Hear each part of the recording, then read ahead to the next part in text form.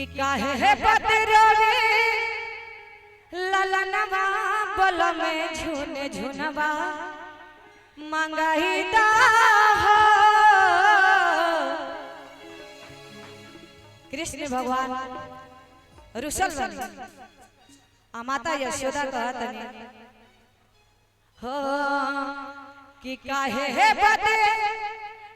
आज ऋषि ललनवा बल में झुने झुनवा मंगाई दा हो। झुन झुनवा मंगाई दा झुन झुनवा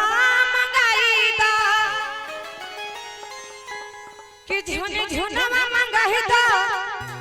झुन झुनवा मंगाई दा कि काहे बदे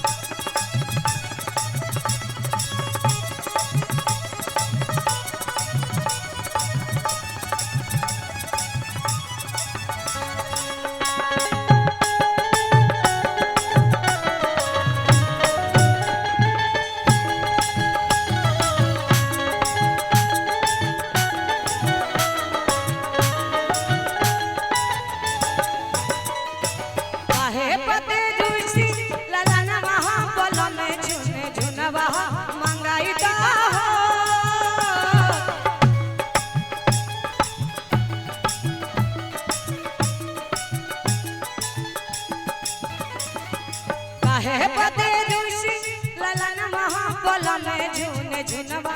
मंगाई दा काहे बदे रुसी